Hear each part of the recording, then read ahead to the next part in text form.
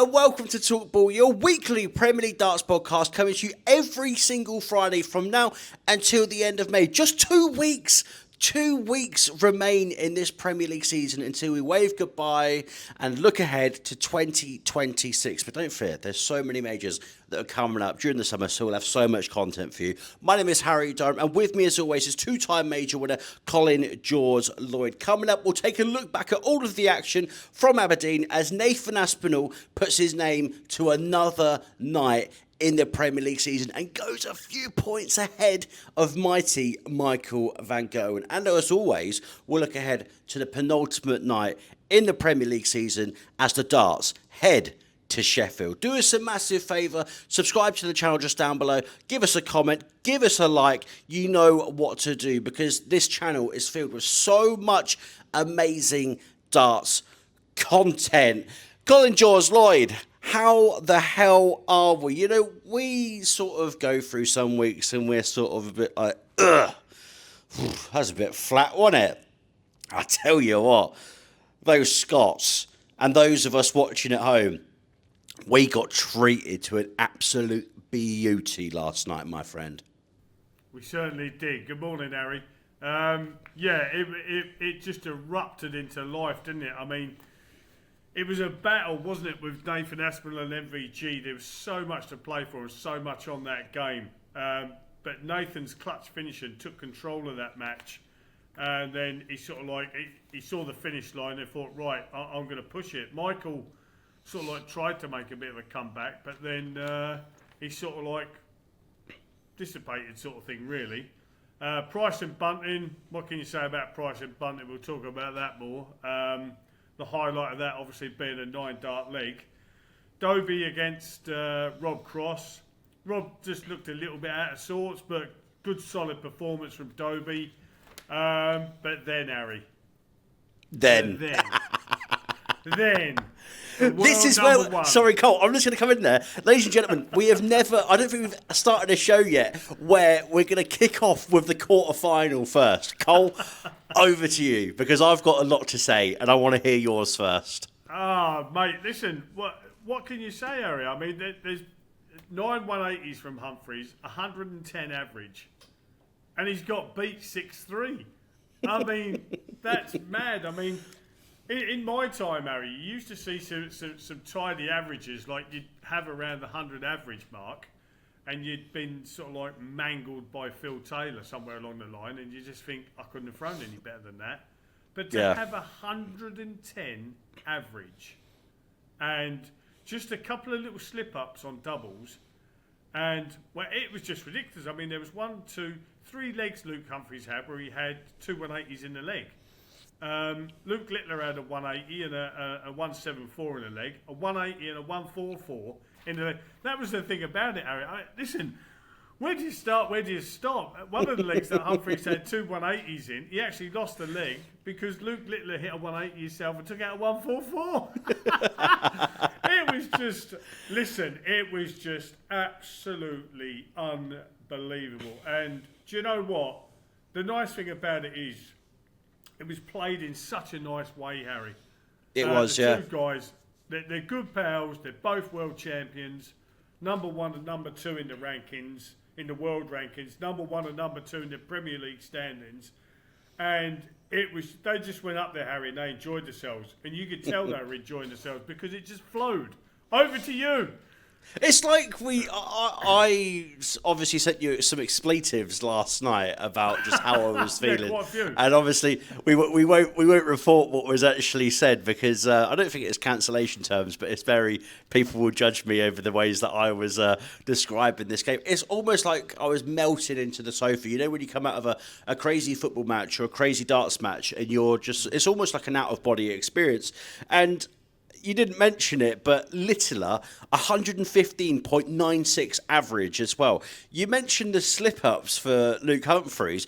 It wasn't catastrophic at the same time, though. It's not like he had a disastrous game on the outer ring. Littler, 75% on those checkouts. It was just, I mean, if you're one of those people and you're watching this and you've just stumbled across this video and you're someone that slags off the darts, or you got to make the legs off the darts, get him or her to watch the Gerwen Price 9 darter and get them to watch back that game in full, and I can tell you, you will fall in love with the darts. Do you know what? Like, it was pure satisfaction, Cole, and I've written some things down which, you link to pure satisfaction, and this is for me. So this is what I've gone for. To describe Littler versus Humphries and all the games that they have, which are just so pleasing to us as viewers and as fans. It's the smell of fresh cut grass.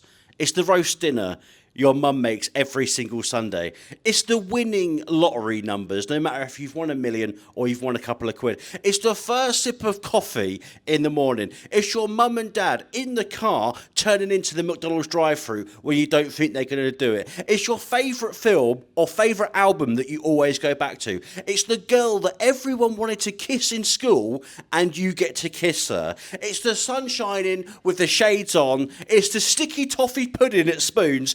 It's the Mona Lisa. It's the pints with the boys down the pub on a summer's day. It is the most perfect match of darts you can get on your TV right at this very point. Cole, oh my goodness gracious me. If my mum could move into my house, right, make me my dinner, and I could watch that every single night, I would be the happiest man on planet Earth. I mean, Harry, you need to get out more, pal. You really do need to get out more. I'm passionate, Cole. Listen, mate, I totally know and understand what you're saying. I was at a friend's house last night, Ian McCulloch. Ian's a former top snooker player. And he just kept saying, wow. You just think, this can't get any better.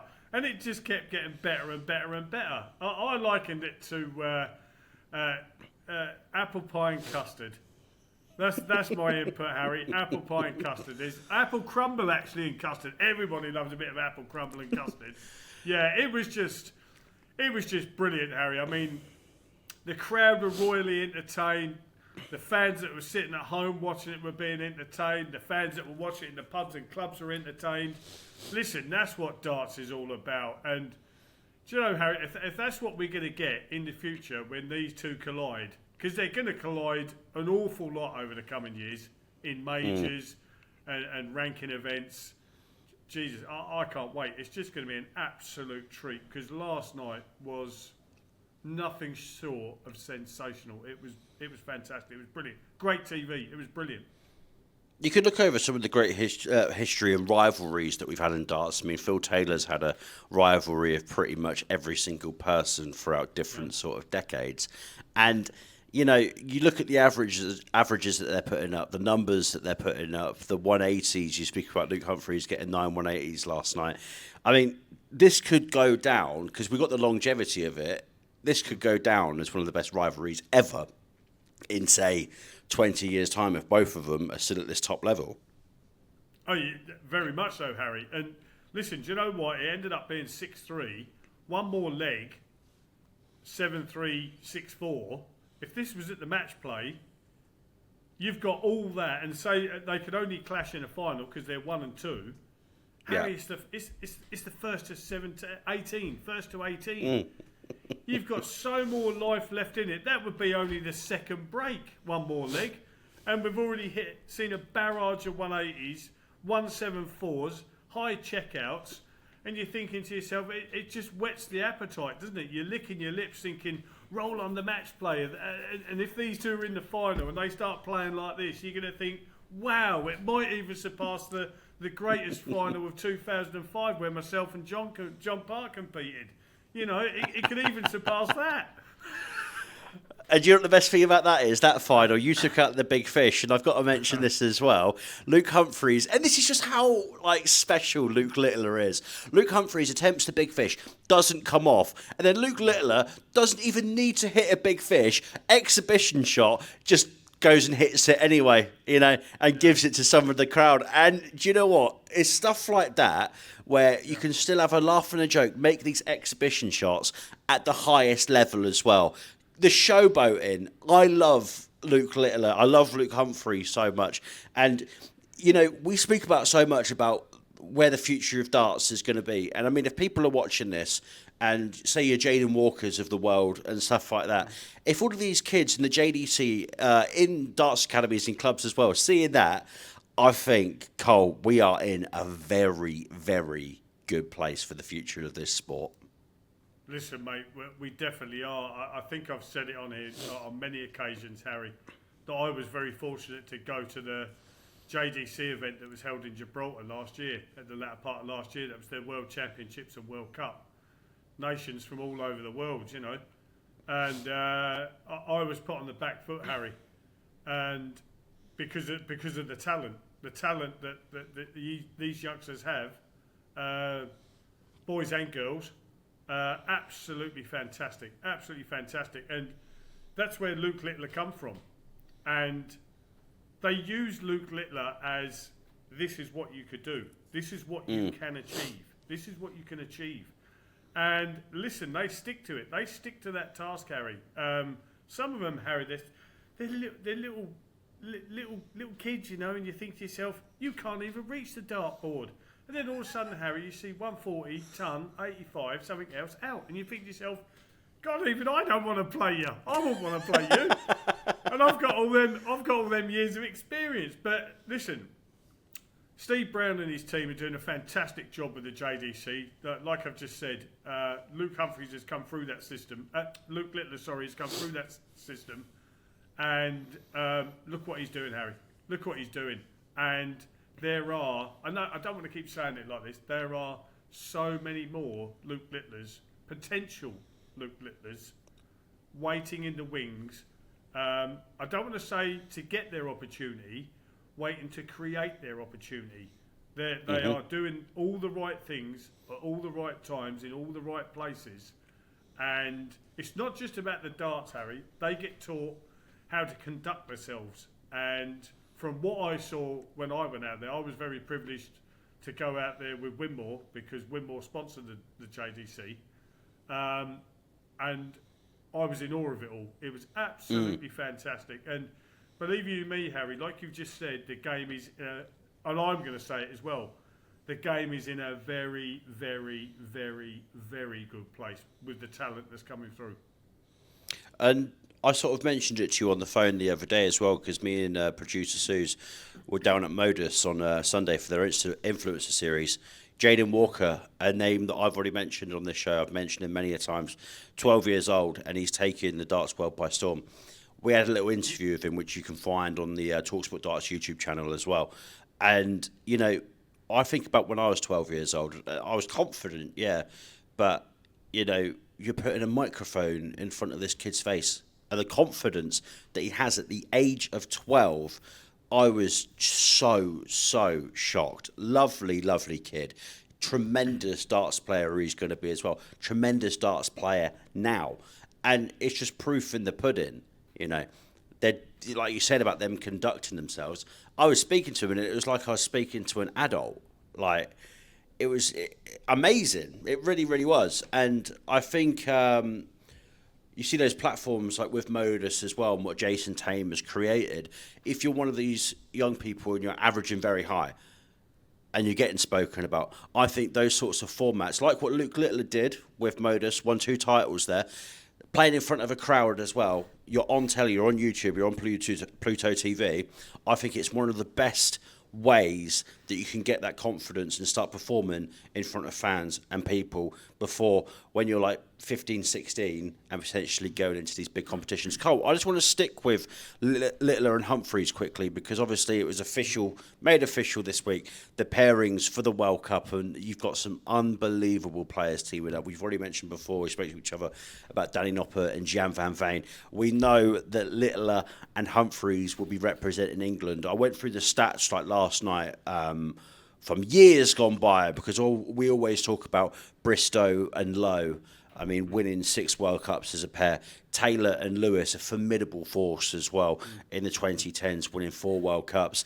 I mean, I mentioned it on Instagram last night off the back of that game, being like the rest of the world should be scared because, yeah, listen.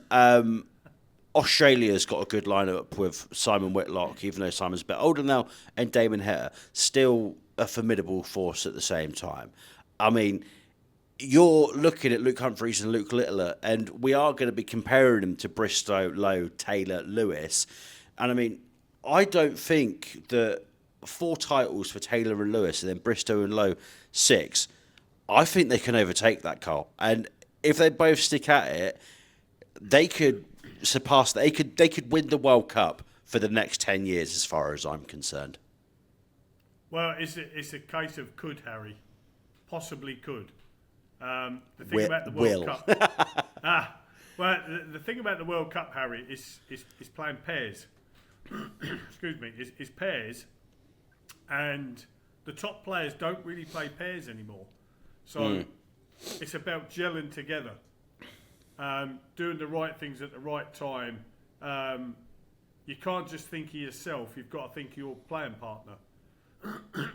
Will they gel together? I think they will. They're good pals anyway, and they can absolutely feed off of each other. And don't get me wrong, Harry, after what we saw last night, they could be absolutely devastating. And who's to say, Harry, that we wouldn't see a perfect 9-dart leg from them as a pair? Cole, I think we could see multiple. Yeah. I really do. But there's always that chance, Harry. There's always that chance. Where you say about with Taylor and where I remember Phil Taylor partnered up with James Wade one year, and they got beaten by the Spanish team, and it was an absolute shock, a massive shock. But those guys put in the hard work together, practiced together, and they come into the event thinking, well, listen, do you know what? We're good players as well. If we can put them on the back foot a little bit, why not? We've got an opportunity. And so this is where, Harry, I just say, just because you're the ranked number 1 and number 2 players in the world doesn't necessarily mean to say that you just turn up and you win, because shocks can happen. You've got to stay focused, stay in the zone. I know Luke Humphries playing last year with Michael Smith, it was last year. They went on and won it, and they were a fantastic partnership. But like I say, you can't overlook other people. You've got the brilliance of Jan van Veen playing with Danny Noppert, the solid consistency of Noppert. You know, they're going to be dangerous. You've got Johnny Clayton playing with Gezi Price. You know, they know how to win that tournament. They've played it before. And they gel and click together. Gary Anderson, Peter Wright, they've won it before. So, you know, there's plenty of banana skins out there, Harry. 100%. But that's not to say that if them two click together as a pair, it could be absolute devastation for everyone. I know you mentioned the banana skins just then, but on paper, and I know obviously you'll have a good opinion on this because obviously the two legends of the game. You look at Bristow and John Lowe. Do you reckon they could actually surpass both of them as a pair? There's a possibility. There's a good possibility, Harry. And don't forget with Bristo and Lowe, this is where their title haulage, Harry, is so good. I'm not sure. I think the World Cup was played every 2 years. It was, yeah. Every 2 years within the old BDO WDF system, and so that longevity of six World Cup pairs titles, that makes it even more special. So they didn't have the opportunity to play together, representing England every year as a World Cup. Do you see what I'm saying? Yeah. They've won those 6 titles over 12 years. If Luke Humphries and Luke Littler don't get beat now for 7 years on the spin, they've won 7 within 7 years, whereas it would have been in the old system over 14 years. But listen, records are there to be broken, Harry. You know, it's great to be someone in the record books and have all these records and accolades. But at some point or another, there's always, or there always seems to be over the years, in any walk of life, someone bigger, better, stronger, faster. You know, and that's just the way it is. And those two guys, they're absolute gems. I mean, they're brilliant. They've really put the darts back on the map again. And I'm very much looking forward to the World Cup. I'm looking forward to anything and everything darts-wise, where not only those two are competing, Because we're putting them on a pedestal, Harry. Sorry, I've got to waffle on a bit. We're putting That's them right. on a pedestal. We're putting them on a pedestal. They're up here. They're up here. Yeah? Don't forget about the people that are just there. Because on their day they can be devastating as well, and they can cause upsets, and they know how to win major tournaments, and they can go on runs. But at this moment in time, let's just, like you've said, Harry, let's just enjoy what's possibly going to be a rivalry for many years to come. And if they keep up that standard of play, oh my word. I know, Cole. I know. It's juggernauts. It really is. It's like I've mentioned about nuclear warheads with Luke Littler. I've mentioned the precision of Luke Humphries as well. Isn't it crazy that we've gotten 22 minutes into this podcast, 20 minutes into this podcast, not even mentioned the nightly winner, Nathan? Sorry. We ain't spoken about anything yet apart from them two and other things. Listen, Nathan Aspenol, if you're watching this, which you're probably not because I imagine that you're probably relaxing, I hope you are hungover after a night on the tiles in Aberdeen. Yeah. Champion of the night, second nightly win of the season. He needed that goal, didn't he, to get back into that top four race.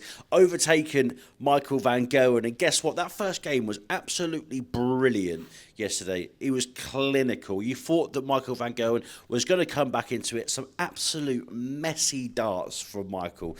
Just, you say it's out of character. You think it's out of character. We're judging how 2025 is going so far for Michael. It's not really out of character in this calendar year so far, Cole. Stormed ahead to that 3-0 lead. It was just unbelievable from the Asp.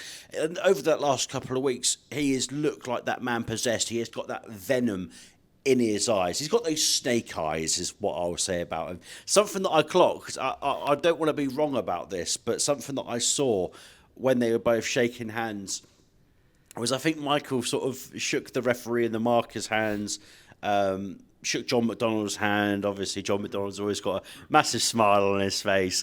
And I think Michael had a little bit of a grin. And then he saw Nathan and his entire expression changed. Because Nathan was pure stone face. John Lowe, I'm out here to win. I'm out here to kill you, Michael. And then Michael's whole face just changed completely. Fist bump, handshake, whatever.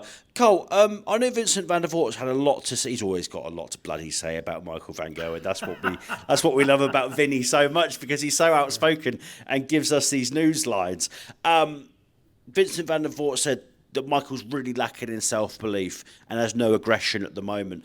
Do you think that's what's kind of missing from Michael? You know, you look back over the years when Michael, I mean, we talk about S-housery, where Michael was sort of that wind-up merchant, getting under people's skin, probably not being a nice person to be around at the best of times. Do you feel like he's sort of lost that venomous side to him, which he needs to rediscover? I know he's an older man now, and he probably sees that and thinks, you know, it's a younger man sort of situation, being that sort of person that's going to, you know, get in someone's head. But you look at next week, and Michael van Gerwen has to be at the O2. Has he got to go into and delve into the dark arts in Sheffield when he faces Nathan Aspenol? In all honesty, Harry, I don't think it matters where he goes. I think his race is run. I think after last night's performance, I think Nathan Aspenol is just about sealed the O2. Like you say, he went up there last night, and it was just certain things, Harry, last night with Nathan Aspenol. The first leg, 70 checkout. The second leg, an 81 checkout. Took that 3-0 lead. Michael managed to claw it back to 3-2. Nathan took out a wonderful 140 checkout, and that would have really hurt Michael. But then the very next leg, he took out a 90 checkout, and then it's just them clutch finishing, and Nathan was giving himself opportunities, and he made sure he composed himself, and he took those opportunities. MVG, listen, I can't say too much about Michael. I don't really know. With what he's achieved, Harry, in the game, is he that motivated anymore? He says he is. He says there's still plenty in him, and that, you know, when he turns up, he's still the man to beat, and he's one of the best players in the world, and whatever. Well, I'm sorry, I've got to say it. We haven't seen Michael turn up for a while now. We've seen flashes of brilliance, and anybody who's got PDC TV and whatever, they would have been fortunate enough to be able to watch him win in the old MVG fashion. Only about 4 weeks ago. Was it in Germany or Austria, wherever they were? Was it? I can't remember if it was Graz off. I think it was Graz off the top of my head when he beat Jan van Veen. Yeah, and we spoke about it, Harry, and he played absolutely brilliant. It was Michael of old, but then it got to the Thursday night, and there was the up, down, up, down, up, down, up, down. We see flashes of brilliance of Michael now. Listen, I can't knock Michael van Gerwen. No one can knock Michael van Gerwen. His record of tournament wins and everything that he's achieved and what he's done in the game is just unbelievable. But I just think, has it slipped into his head now, Harry, that he has other priorities? He loves spending time with the missus and the kids, going on holiday and whatever. And I know and understand what Vinny's saying. I've been good pals with Vinny for a long, long time, and we've had chats and whatever. But has that little bit of spark gone from Michael's game where he goes, he'll turn up and he's got all good intentions, Harry. He's got all the good intentions of how a champion is. You don't turn up to make the numbers up. You turn up there to win. But what are you doing before that? Are you practicing? Are you practicing how you used to? Are you practicing how you should be? Are you going at it, hard and thinking, come on, like that, instead of... Okay. I think that's the Michael that we miss, though. Sorry to butt in there, but I think that's the Michael that we miss, Cole.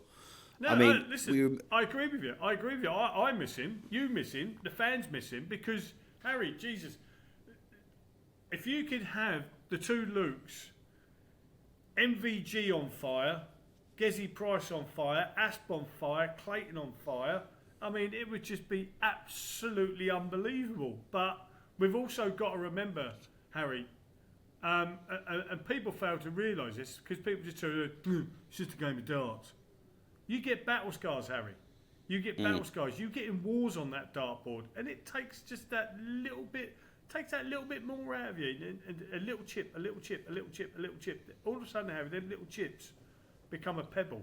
That pebble becomes a rock. That rock becomes a boulder. And it hurts you sometimes. You think to yourself, and I'm not saying he is. I haven't had a chat with Michael about any of it. I go great with Michael. But, that little bit of spark goes, and is he feeling it a little bit now? Is he feeling it? Because you sometimes, soul search, Harry, you think to yourself, why am I not playing so well anymore? And when you start analysing yourself, Harry, you're letting something slip. Because you start over-analysing yourself. You're thinking, why am I not doing that now? Why did that do that? Why did I hit a treble 20, then I went in a big 5, and then back in a treble 20? When I threw that dart up to that double, and it was right on the wire, I knew I only had to go like that, and it just goes straight down the barrel, straight to the double. Instead, if it's tops, it's dropped that like much below the double.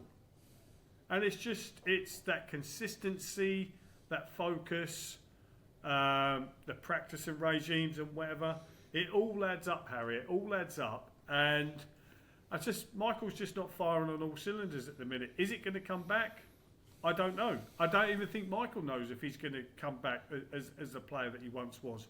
But listen, while he's around, let's enjoy those flashes of brilliance because he is someone that if he has that flash of brilliance could last for sort of like 4, 5, 6 legs, and it could take him to a world final. So I just don't. I just what's happening. I just don't want him to go out like on a whimper. Do you know what I mean? Like it's. You think about like other sports when you realise that your favourite player at your club that you've idolised for so many years and adored, and they lose not just a yard of pace, but they can't get around the pitch anymore. I know people will say, "Oh, he do his thousand darts," but it is the sacrifices that these players have to make and the travelling and whatnot. Oh, they're multi-millionaires. Yeah, but still at the same time, it doesn't matter. Like we've always discussed what it means to them, and they've all, apart from Luke Littler and Michael van Gerwen, really, the rest of them have always been on the tools. But like we always say, 19 years Michael van Gerwen's been on the circuit for as well. Yeah. And I mean, there's only one time before this that he's missed out on the spot of the O2, and that was in 2020. And I mean, he still had, in those last 5 years, so that 2020 period, he still had some unbelievable moments as well. And probably 5 years ago, people were saying that Michael van Gerwen was probably washed and done then. And we're going to go back on to Nathan Aspenol because we keep slipping into different avenues. Because obviously there were so many different things to talk about last night, ladies and gentlemen. Cole, there's a real good moment with Nathan last night. Obviously, we're going to speak about Gezzy's, but how good was Nathan Aspinall's 9-darter last night, mate? How good was what? Nathan Aspinall's 9-darter. He didn't have a 9-darter. No, he did. Who, Nathan? Yeah. Gerwen Price did. No, Nathan did as well. Did you not see it? No, go on then. What, when Nathan rocked up and just hammered 3 darts into the treble one? Oh dear. Is the point we've gotten to? No, do you know what? As a darts fan, as a darts reporter, as a darts presenter of this show, I get so satisfied. Yeah, I love a big fish. I love a Shanghai. I love a 9-darter, but nothing satisfies me more sometimes when a player either hits a 26 or hits 3 treble ones or 3 treble fives, and Nathan did that last night on the treble ones. It just gives me so much satisfaction. I obviously I know that's not a 9-darter; it's the score of 9. But I did it so you would literally freak out a little bit. So I made you want to try and think that you missed something. Yeah, fair play, Harry. Moving swiftly on. I think. How are you going to cut me off like that? Sorry. I thought Nathan was very, very solid against Bunting. That was a good, solid performance. There was a couple of little bits. Bunty let him in a little bit, and not so much let him in, but a good, solid performance for him to move himself into the final against Chris Dobie. You know, we haven't even mentioned Dobie. Dobie, I thought Chris Dobie last night scoring power was unbelievable. Yeah, it's just the outer ring hole. Yeah, listen, he piled in lots of 180s, but there were times, Harry, where he did take out some good clinical shots.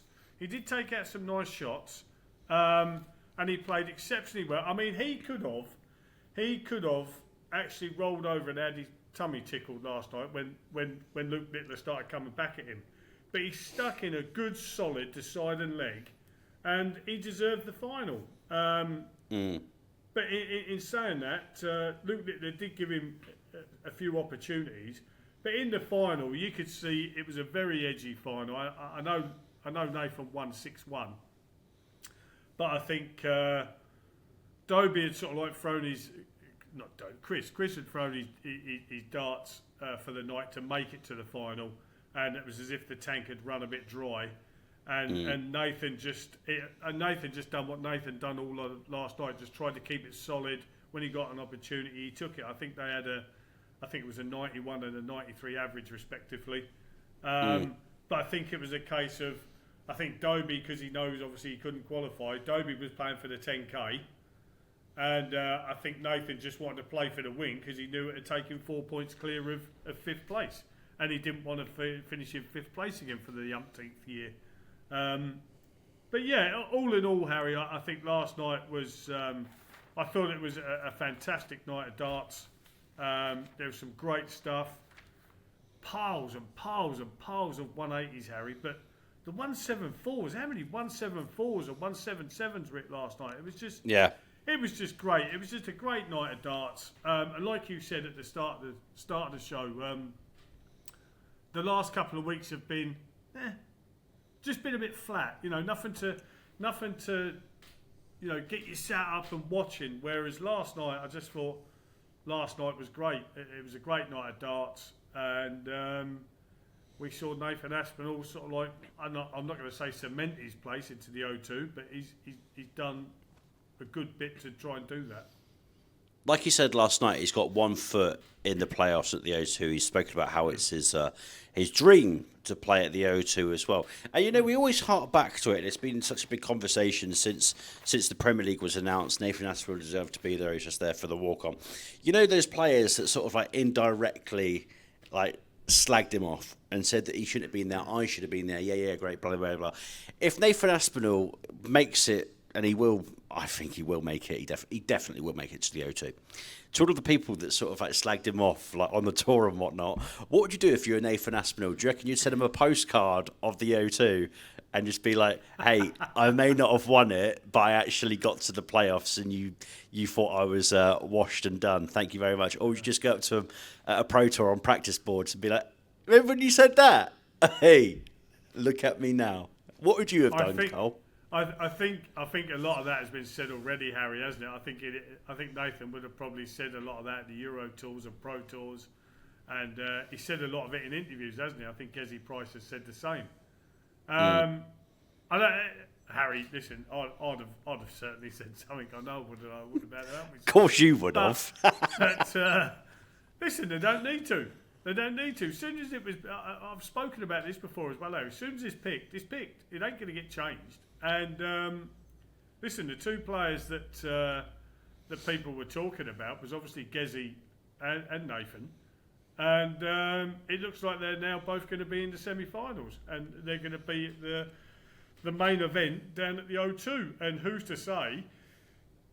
Excuse me. You know, we've been focusing so much on the two Lukes, and you know you could see why after last night's performance from the pair of them. But listen, it's a toss of a coin who's going to end up being the Premier League champion, because if it is those four that are at the top of the league now, all four of them players are major champions, and they're more than capable of turning up, Harry, turning it on, and walking away being the MGM Bet Premier League champion. Cole, the bad thing is, it was box office in Aberdeen. I'll tell you what, because they're playing each other first in the quarterfinal again next week, right? I think it's sort of like second or third game in the Steel City. It is going to be an absolute bloodbath. Well, it's going to be mad, isn't it? I mean, and in my eyes, Harry, all the pressure's on MVG. All the pressure's on MVG. Nathan's got the cushion of the 4 points. And in all fairness, Michael hasn't really come close to winning the night, has he really? You know, and Nathan's going to think to himself, I think I'm in the driving seat here. But I think the way that I know Nathan, and I think the way that the fans and everybody else, yourself included, Harry, know Nathan, he will go up there, and I think you've done it earlier, he's going to be like that again, isn't he? He's going to be stone-faced. He's going to be stone-faced and go up there and get a job done, whether it be 6-1, 6-2 or 6-5. If he gets over the line, he knows full well for definite 100% that the following week he's going to be competing at the O2. And to mention as well that he's level on points in the table with Gerwen Price as well. And I mean, there's going to be no easy route once you reach the playoffs, because you know when you reach the playoffs and it's like first versus fourth and second versus third. There's no sort of like, oh, well, he played sort of like average during the season, so we'll have to play them. Bristol City played against Sheffield United, that sort of situation. You go, oh no, I've actually got Luke Littler. Oh no, I've actually got Luke Humphries. Oh no, I've actually got Gerwen Price, who we're going to talk about now, Cole, because last night, there is nothing more a 9-darter is satisfying. But you know when the dart lands straight in the middle of that double 12 bed, that is the icing on the bloody cake. I know that Michael Van Gerwen has the record for the most 9-darters, X, Y, and Z. But Gezi just hitting it, I mean, you just expect it from him now. Another set of gold darts coming his way, 2 so far this season. And I mean, he's, what was it, 2 in one, was it Belfast? 2 in one night, was it last year? Yeah. The bloke, he's a joy to watch. He really is, mate. And I mean, it's watching it on the sofa and, you know, it doesn't matter if you're in the crowd, wherever you are, the press room, at the arena, you're screaming. God forbid my neighbours last night, they probably thought there was a murder going on in my living room, because me and my best mate Callum that I live with were just screaming at each other's faces. It's, you know, it's one of the most satisfying things. It's like your favourite player in football scoring an overhead kick in the 90th minute to win the game. And it doesn't matter if you love or hate the player; it's a great appreciation. If your girlfriend's left you for another man, and you rock up to the pub and he hits a 9-darter, you hate his guts, but you're going to shake his hand at the same time, Cole. There's just something so emotional and beautiful with 9-darters, and it just lifts everyone up, doesn't it? Oh, it certainly did, mate. I mean, and not being funny, he was under the cosh, wasn't he? He was 5-3 down, and Harry had just come out of nowhere, didn't it? It just come out of nowhere. Two great 180s. And the 141, Harry, none of them. You say about the double 12, not one of the 3 darts was anywhere near the wire. Treble 19, treble 20, plumb into the double 12. You I sort of fancied it as I sat there watching it. As soon as he went treble 19, treble 20, I thought this is going because he loves double 12. And not only did it go, it went right in the middle. And listen. I think I said last week, Harry. I think Gezi knew he'd cemented his place, and there was a case up there, a case of he could just go up there and throw darts, and basically, like last night and next week, try and compete and play for the 10 grand bonuses. Well, do you know what? He didn't get anywhere near the 10 grand bonus because he lost the first game to Bunty. But do you know what? I'm sure he'll wake up happy this morning with the £30,000 set of darts that he's won. So. Listen, fair play to him. Yeah, it's just BetMGM now have probably run out of gold and they've had to get back in contact with Bobby George. So Bobby George has probably woken up and he's got a few rings missing. But Cole, I just want to say about Gezi as well. What was your reaction to? It was a night of sort of like exhibition shots as well. When he had 150 left on the checkout, I went to my housemate and I went, he's gonna go for 3 balls there. First one goes for it 25. What was your reaction? Because Mardle on comms last night was sort of in between 2 places. You know, when Mardle would just come out and just be like, "Stupid man." Yeah. That sort of situation. Oh, come on now. I mean, I was just in hysterics because you've already cemented your play. It's great you play for the 10 grand, but you just want to give people a show at the same time. Was yours sort of like, why has he done that? Or was yours just like a pure joy and laughter is his attempt at getting the 150? Yeah, listen, Harry, like you say, he's already qualified, and it was. I just sort of like, I had a little grin on my face, a little wry smile, and I thought, yeah, I get it. I don't want to say he's holding back, Harry, because you still want to keep that little bit of something over certain players, or over all players if you can. But I just think he's trying to keep some things into reserve, and he is now, on which he is every right to and entitled to. He's looking ahead now to the O2. He knew he was there sort of like a week or so ago, 2 weeks ago, whatever it was. And he was one eye's on that. He didn't have to worry about getting into a battle then with Rob Cross, Aspenol and MVG and whatever. He didn't have to worry about being part of that. He'd already cemented his place. And so I think he's possibly just looking ahead to that. And I think it'll be the same again next. That's not to say, Harry, that Gez is a professional and he goes about his business in a certain business way as a pro player. But I just think he doesn't have to sweat or panic about being at the O2. And next week, he can go through the motions again, possibly hit another 9-darter and possibly go on and win the evening. But like you say, he knows he's at the O2 and he's going to be competing to be the champion at the end of the Premier League. Right there, this is some any other business before we let the good man go away from the Premier League. Just got this question in, Cole. This is a tough one. Has Colin Lloyd ever tried to put someone off on the Oki? Ooh. Who asked Go that? for it. Is that you asking me that? Oh no, it's just the mystery box, mate. Random. The mystery box. The mystery box is just covered, and I put my hand in and pulled out the question. Honestly? Do not try and be a man of integrity and be like, I was always humble. We want juice. And Harry, honestly, I can hold my hands up. Never done it. I just relied on my ability, and if I wasn't good enough, I sulked and spat me dummy because I got beat. But I just didn't feel as though I needed to try any tactics. just for a game of darts, you know. I just went up there, tried as hard as I could. I used to practice hard. Not so much practice hard, but when I went out and practiced, I did. I warmed up when I got to the events with Roland Schultz and Dennis Ovens, Steve Beaton.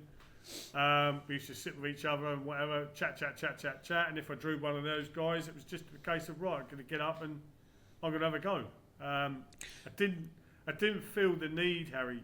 I never felt the need to try and talk someone out of anything or try and do anything, some shenanigans, shaking some change in your pocket or rattling your darts. That just wasn't my game. I just wasn't about that. I used to just focus on me, focus on what I was doing, and go up and just generally... People used to say, Harry, that, God, you're so miserable on the telly.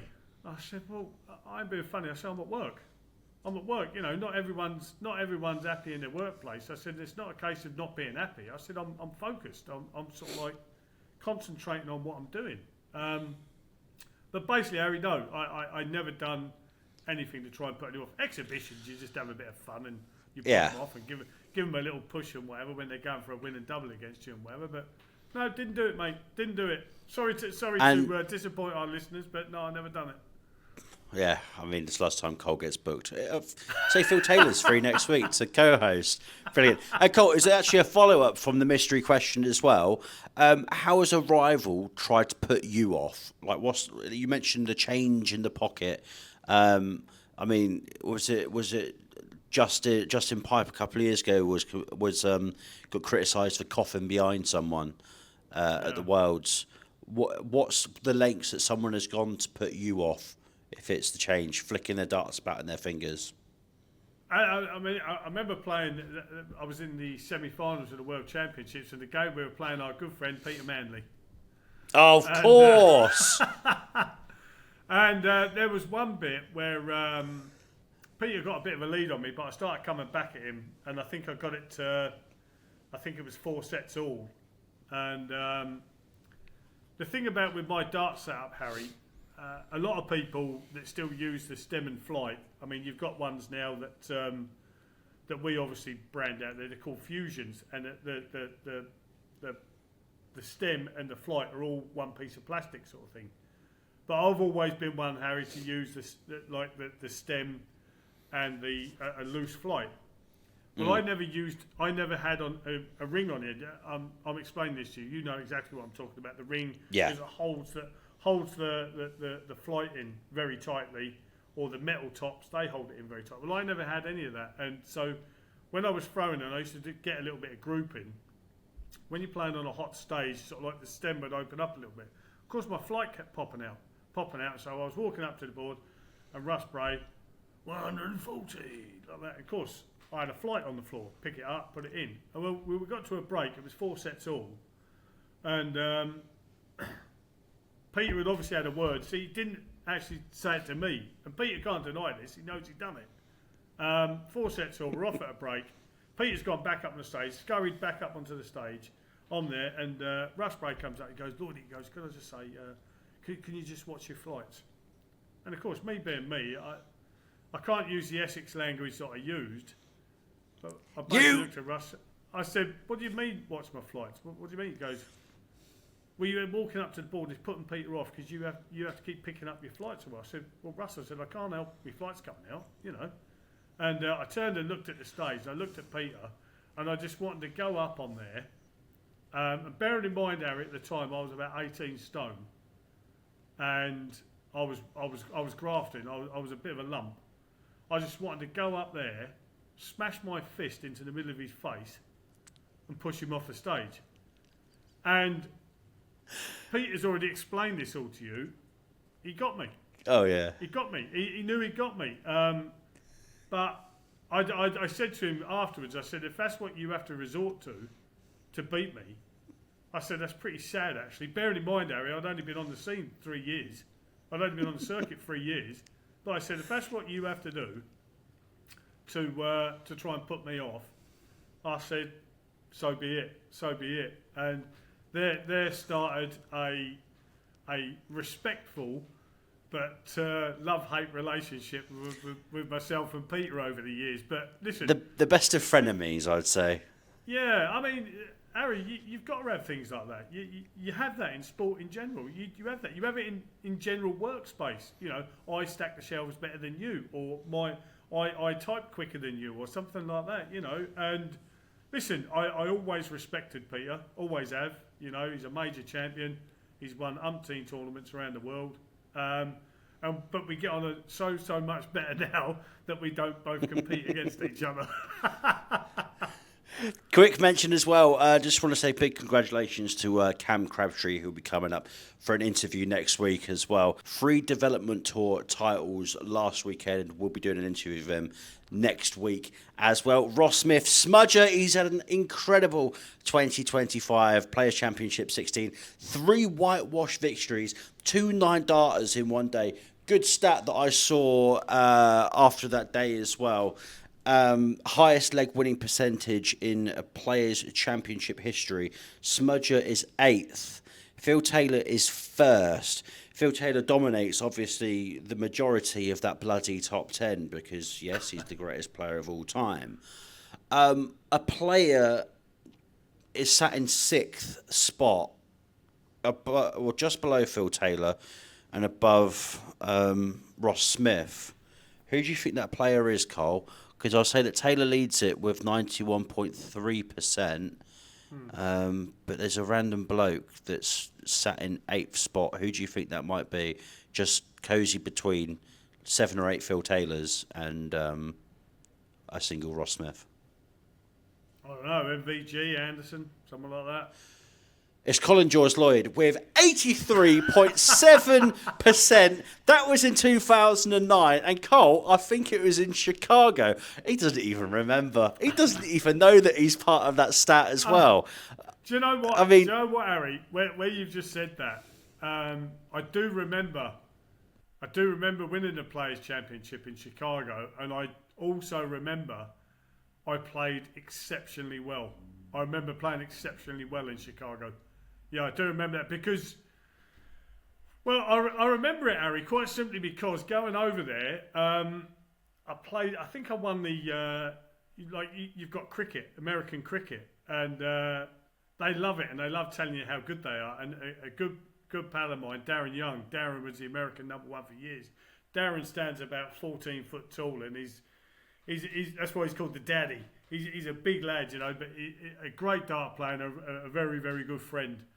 And I remember playing him in the cricket, and I just looked at him. I said, I thought you were supposed to be good at this. And I beat him, and Harry just scooped me up in my arms and just lifted me up. Lloydie, you beep, beep, beep, beep, like that. And so I remember that I was playing well there. And I think if memory serves me correct, Harry, I think I beat my exceptionally good friend, my pal. I think I beat Wayne Mardle in the final. I'm pretty sure. No, not Hawaii 501. Yeah, he weren't on a surfboard that day. Believe you me, he was getting. Well, he was, but he was getting mauled by a great white. Believe yeah, you me. he was just drowning in Lake Michigan, which is just on the doorstep of. Literally in Chicago. Cole, before we go as well, just one more thing to mention. No more ITV darts as well. Reports are that it's going to be going to Channel 5 for the likes of the Players' Championship, European Championships, the Masters, the UK Open. It's so important that we keep some events on terrestrial TV so it's able to be viewed by people that don't have, say, for instance, like Sky packages or subscriptions. Could it come to Netflix at one point? I mean, that would be absolutely crazy. I've read in the article, because I mean, we could go into more about this at a later date, but I've read on the article that I think I've just ruined my chances of getting it now because I stumbled there. I have read that Channel 5 are looking for presenters and on-air talent. So, I think we might be in with a shot, Cole. What do you think? I mean, if the Channel 5 bosses want to put these two absolute hunks on the telly and get the viewing figures up, no better place to look. And we'll bring producer Sue with us as well. Yeah, I think, listen, I think it's great what the PDC do. Like you say, that, you know, it's nice that they try to keep some events and some good events, big events, majors, on terrestrial TV. Because like you say, Harry, some packages are quite expensive. And, for the general person to follow the darts and get excited by the darts, it's sad that it's going to leave ITV. But, listen, new breaking ground. It's great that Channel 5 want to get involved in it all. And I think, Harry, I think it's a case of that Matchroom, who obviously oversee everything with the Professional Darts Corporation, I think they want to use their own production team along the way. They do. And listen, it's a fantastic production team. I've been very fortunate to work alongside and with that production team, that Euro Tours and all that sort of thing, and Pro Tours, and it's brilliant. It's gonna be great. There's no reason why it should be any different to the production that we're used to seeing week in, week out, month in, month out. But like you say, if there's an opportunity for someone to go and do some presenting, maybe a bit of punditry, a bit of commentary, shake it up a little bit. I mean, I don't know how it'll work, Harry, for the guys and girls that work on Sky, contractual wise. Would they be allowed to go and do it? I don't know. It's above my pay grade. But I'm sure, Harry, especially where the PDC are concerned, they will want just as good a professional presentation as what we get used to seeing now. And anyone watch this from Channel 5, our agents are very contactable from myself and Colin Lloyd. We need all expenses, we need travel. We also need some fat sums as well, because listen, we ain't doing that stuff for free. Ladies and gentlemen, we've spoken for so long. We've just hit the 1 hour mark. The Premier League table, as it stands, as we know, Luke Littler, Luke Humphries, Gerwen Price, all through, all qualified. Nathan Aspenol in 4th, 4 points ahead of Michael Van Gelder in 5th. Chris Dobie 6th, Rob Cross 7th, Stephen Bunting 8th. The Steel City, Sheffield, the last night before the 0-2. I can't believe that we're almost at the end now. The penultimate night, this is how it will go. Luke Littler versus Stephen Bunting kicks us off. Then it's Nathan Aspinall versus Michael Van Gerwen. Absolutely massive. Michael Van Gerwen, by the way, needs to win the entire night if he wants to make it to the 0-2. Luke Humphries versus Rob Cross. And then Gezi versus Chris Dobie. Colin Lloyd, it is over to you to send your really important message to the world of darts and to the people watching this amazing YouTube channel and, I mean, at some point, award-winning show. What message have you got, Josie baby? Listen, folks, on a very serious note, if you like what you see and you like what you hear, click on the like and subscribe button down below and you can tune into us week in, week out, month in, month out, and that will make your day so much better. Ladies and gentlemen, the way that Colin described it then was absolutely sensational. Remember, there are 2 different buttons, not just one for like and subscribe. You like the video, then you subscribe to it, and then you leave a comment underneath it as well. Colin Lloyd, thank you very much. Keep up to date with all of the latest news from the darting world right here on the talkSPORT Darts YouTube channel. Watch along from the Steel City next week from our insane darting team here at talkSPORT Towers. See you next week. It's getting very, very juicy. Almost at the 0-2.